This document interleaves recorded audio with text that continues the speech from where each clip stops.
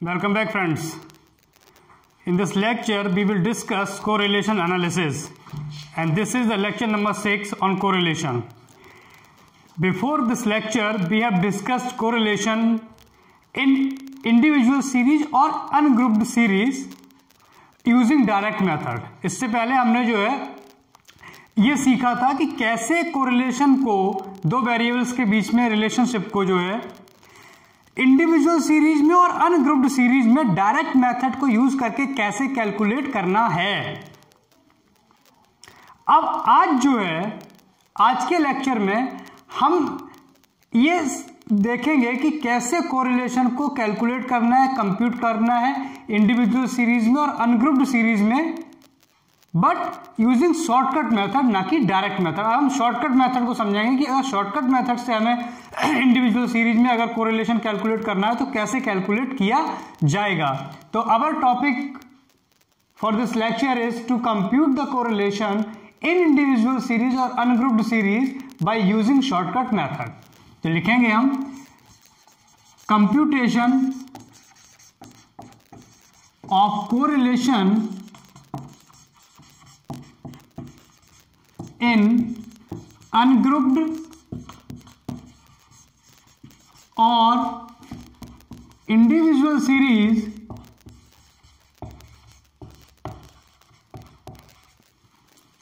by shortcut method।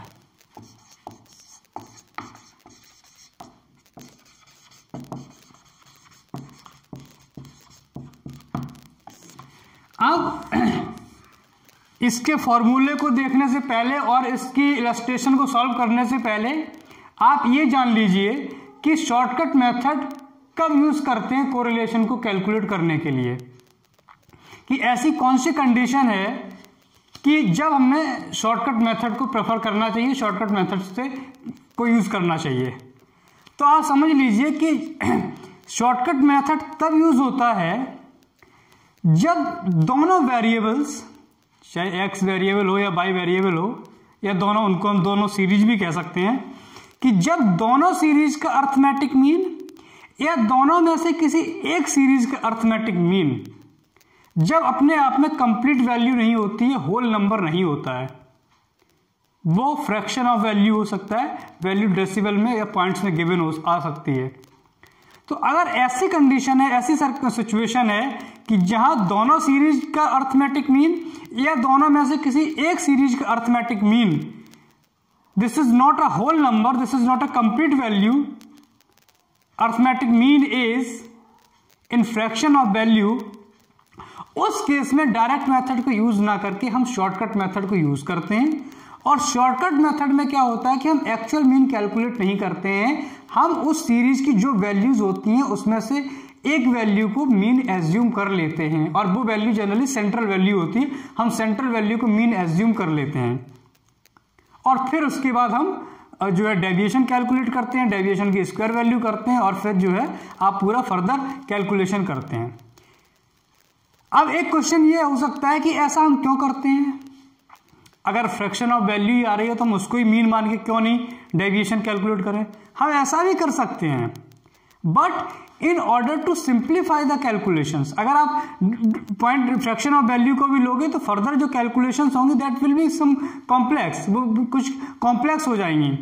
तो उन complexities को जो है रिमूव करने के लिए, ओवरकम करने के लिए और कैलकुलेशंस को सिंप्लीफाई करने के लिए हम क्या करते हैं, हम शॉर्टकट मेथड को अडॉप्ट करते हैं। कब?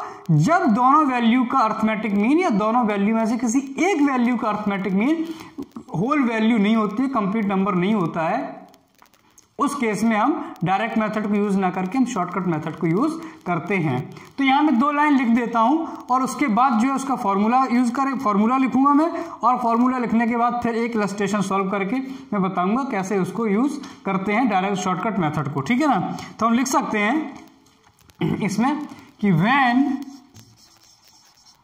Arithmetic mean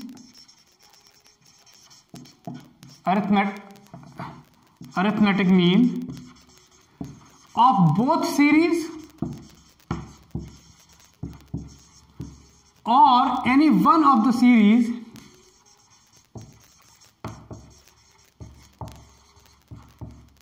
one of the series is not a whole number, is not a whole number or a complete value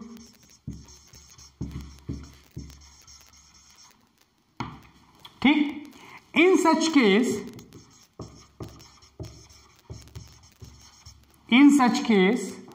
for the purpose of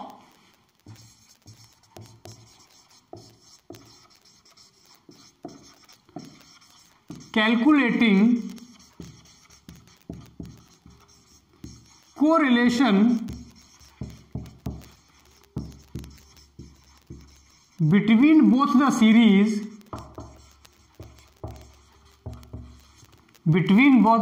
series, the shortcut method is adopted. Shortcut method is adopted. ठीक, shortcut method को हम adopt करते हैं कब? जब दोनों series में या किसी एक सीरीज का अर्थमेटिक मीन अपने आप में होल नंबर नहीं होता है, कंप्लीट वैल्यू नहीं होती है, तो in such case for the purpose of calculating correlation between both the series the shortcut method is adopted. ठीक, आगे लिख सकते हो this method is adopted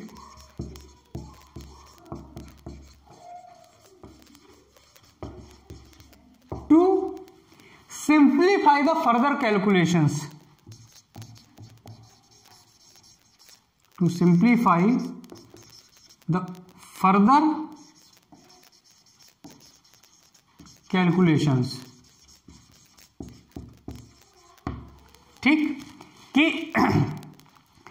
calculations को सिंप्लीफाई करने के लिए इस मेथड को अडॉप्ट करते हैं.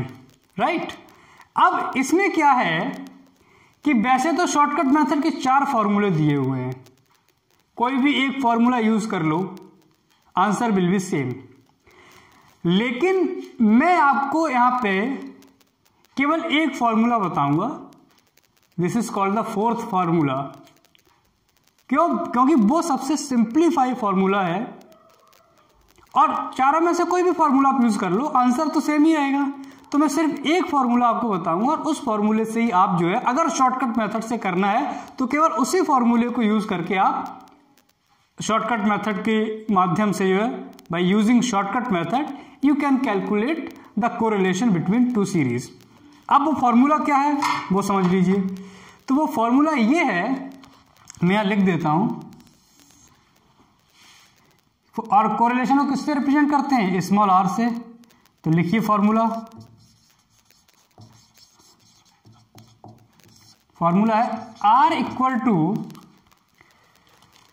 R equals to sigma dx into dy into n minus sigma dx into sigma dy upon under root sigma D square X into N minus sigma D X का whole square into sigma D square Y into N minus sigma D Y का whole square. ये formula है shortcut method में और this is the simplest formula of shortcut method. वैसे और भी 3 फॉर्मूले हैं, लेकिन मैंने सबसे आसान फॉर्मूला, सबसे सिंपल फॉर्मूला आपके लिए यूज किया है. कोरिलेशन यानी R equals to sigma D X into D Y into N. N क्या है? Number of observations minus sigma D X into sigma D Y upon under root sigma D square X into N, N फिर से number of values, minus sigma D X का whole square into sigma D square Y into N minus sigma D Y का whole square. तो ये formula है इसको calculate करने का, शॉर्टकट मेथड से कैसे कोरिलेशन को कैलकुलेट करने का. अब ये फॉर्मूला आप नोट कर लेना. और अब इसके बाद हम करते हैं एक illustration. Now we will solve an illustration so that you can better understand the concept of shortcut method.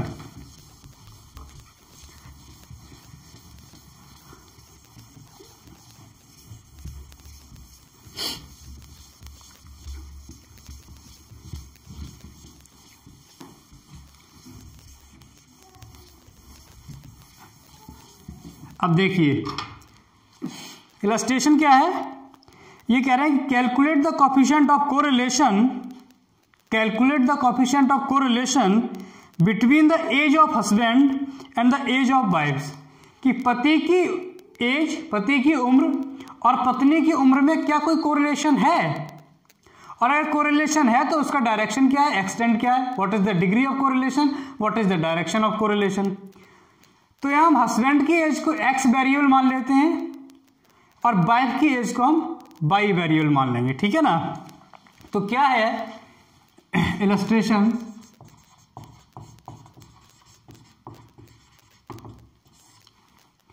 कि एज ऑफ हस्बैंड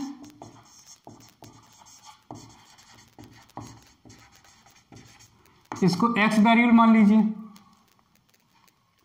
ठीक है ना, और एज ऑफ वाइफ को आप जो है वाई वेरिएबल मान लीजिए। तो एक्स वेरिएबल हो गया एज ऑफ हस्बैंड और वाई वेरिएबल हो गया एज ऑफ वाइफ। अब हम एज ऑफ हस्बैंड और एज ऑफ वाइफ नहीं लिखेंगे, अब हम सिर्फ एक्स और वाई लिखेंगे। आप समझ जाओगे कि एक्स जो है एज ऑफ हस्बैंड है और वाई जो है एज ऑफ वाइफ है, ठीक है ना। एक्स जो है वो हमने मान लिया है क्या, एज ऑफ हस्बैंड, और वाई हमने मान लिया है एज ऑफ वाइफ। तो अब आप लिखिए एक्स की वैल्यू क्या क्या है 22, और एज जो है ईयर्स में दी हुई है 25, 28, 23, 25, 24, 26 एंड 27। 2-3 कॉलम को छोड़ के हम लिखते हैं बाई वेरिएबल, यानी एज ऑफ वाइफ्स। इनकी वैल्यू दी हुई है 18, 23, 22, 20, 25, 21, 28 एंड 23।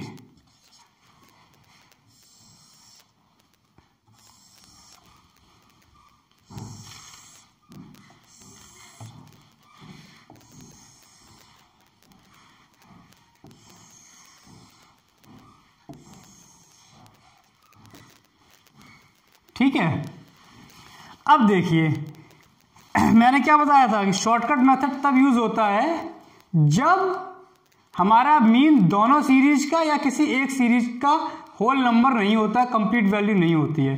तो अगर इसका मीन कैलकुलेट करोगे तो इसका टोटल कर लो, समेशन एक्स, इसका टोटल आएगा 5 और 2 7 और 8 15 3 18 5 23 4 27 और 6 33 और 7 की 40 की 0 कैरी किया 4 6 2 8 8 और 2 10 12 14 16 18 20 200।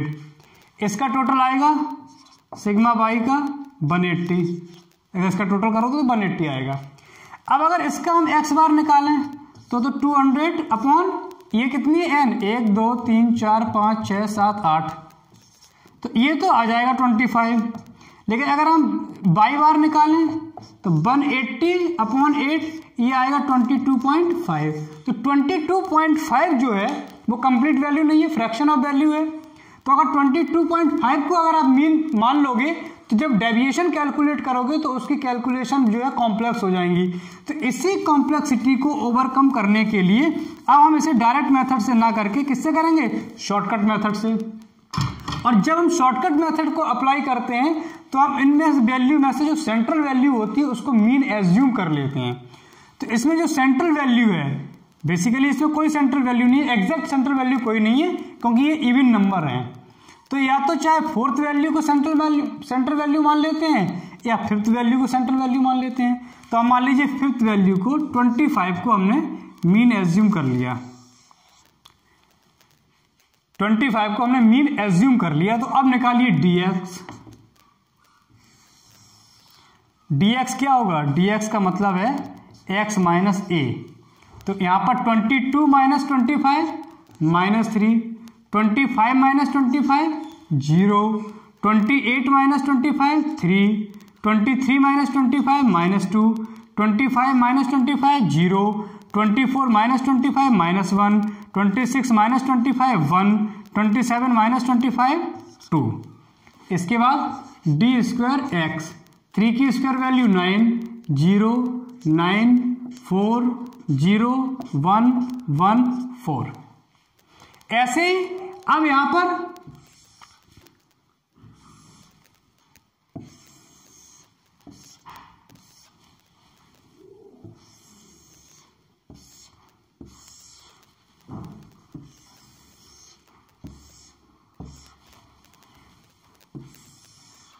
अब इस सीरीज में भी एग्जैक्ट सेंट्रल वैल्यू तो कोई नहीं है, या तो 20 को आप एज्यूम कर लो मीन, या 25 को मीन एज्यूम कर लो। हम यहाँ भी 25 को ही मीन एज्यूम कर लेते हैं। तो अब यहाँ पर dy निकालिए। dy क्या होगा? dy होगा बाई माइनस एज्यूम मीन। तो यहाँ 18 minus 25 minus 7, 23 minus 25 minus 2, 22 minus 25 minus 3, 20 minus 25 minus 5, 25 minus 25 0, 21 minus 25 minus 4, 28 minus 25 3, 23 minus 25 minus 2। अब यहाँ पे इसकी square value D square by 7 की स्क्वायर वैल्यू 49, 2 की स्क्वायर वैल्यू 4, 3 की स्क्वायर वैल्यू 9, 5 की स्क्वायर वैल्यू 25, ये 0 ही रहेगा। 4 की स्क्वायर वैल्यू 16, 3 की स्क्वायर वैल्यू 9, 2 की स्क्वायर वैल्यू 4। अब लास्ट स्टेप बचा है dx इंटू डी वाई, यानी कि इन दोनों का मल्टीप्लाइकेशन dx और dy का। तो ये हो जाएगा 21, ये 0 ही आएगा। 3 into minus 3 minus 9, minus 2 into minus 5 10 0, minus 1 into minus 4 4, 1 into 3 3, 2 into minus 2 minus 4। ठीक, अब टोटल करते हैं सबका। इसका समेशन dx का टोटल कितना होगा?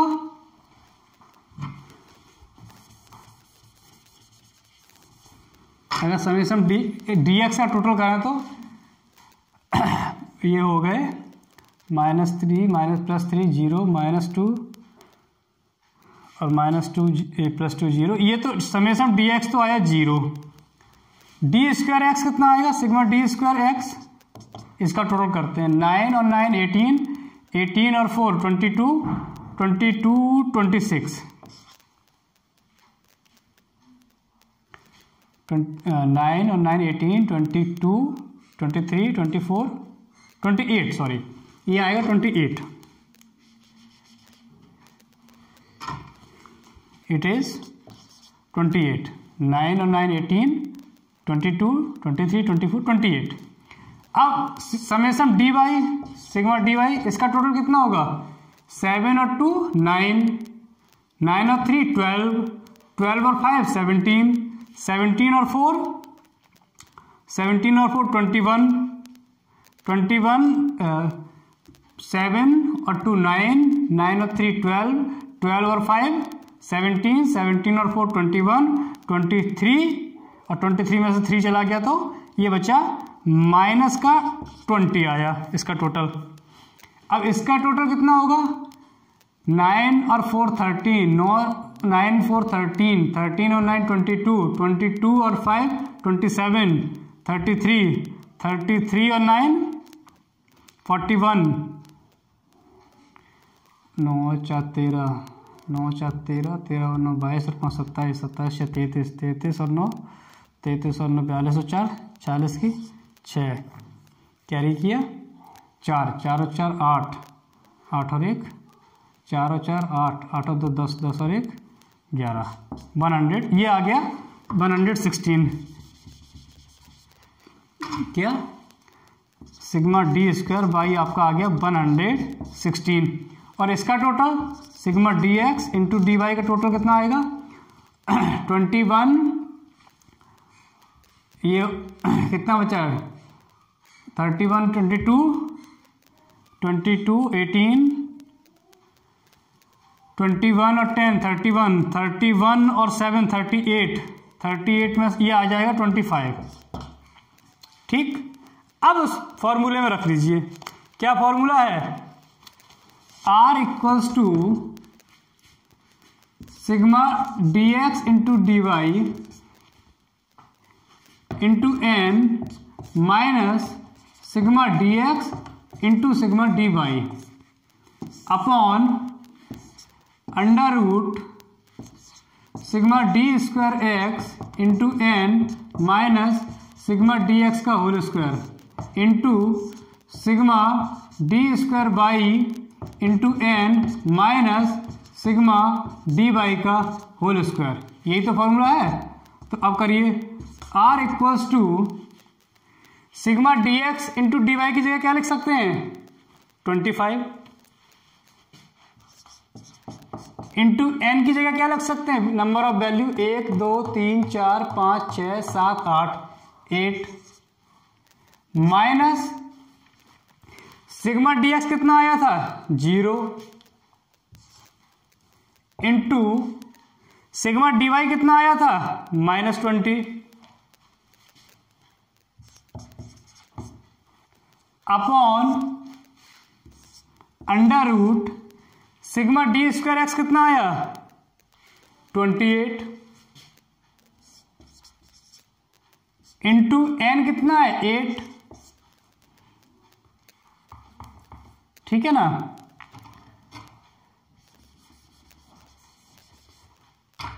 ट्वेंटी 28 इंटू 8, उसके बाद माइनस सिग्मा डी एक्स का whole square, sigma D X 0 आया into sigma D square Y कितना आया था 116 into 8 minus sigma D Y का whole square, sigma D Y कितना आया -20 यानी -20 का होल स्क्वायर। अब कर दीजिए तो ये आ जाएगा 200, ये तो 0 ही हो जाएगा into upon under root 28 into 8 कितना होगा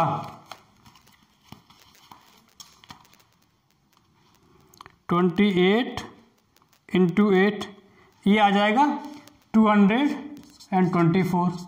ये तो 0 ही रहेगा तो इसका तो कोई मतलब नहीं है इंटू यहाँ कितना हो जाएगा 116 इंटू 8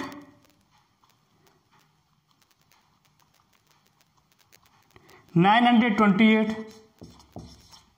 माइनस ये 20 की स्क्वायर वैल्यू कितना आएगा 400।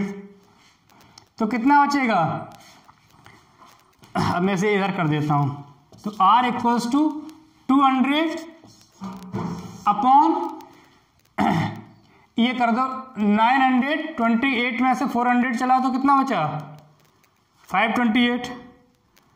तो ये बचेगा कितना अपॉन अंडर रूट 224 इंटू 528 कर लीजिए। अब तो 224 इंटू 528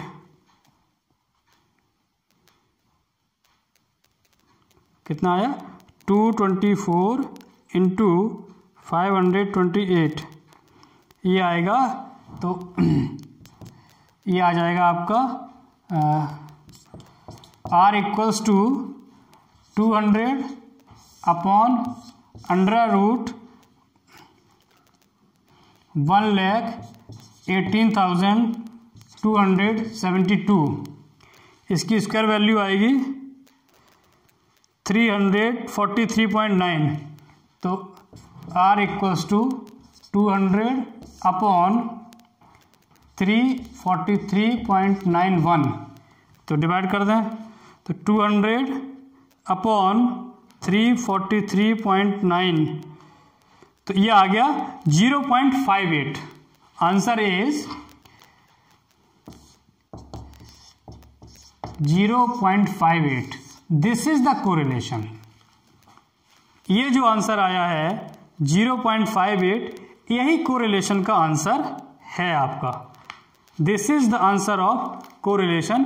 अब आप कह सकते हो कि जो एज ऑफ हस्बैंड और एज ऑफ वाइफ की कोरिलेशन है या रिलेशनशिप है वो 0.58 है, यानी तो इसका मतलब है कि लो डिग्री ऑफ रिलेशनशिप है दोनों में, हस्बैंड की एज में और वाइफ की एज में, but there is a low degree of relationship और डायरेक्शन जो है वो पॉजिटिव है, बिकॉज वैल्यू जो है वो पॉजिटिव आई है।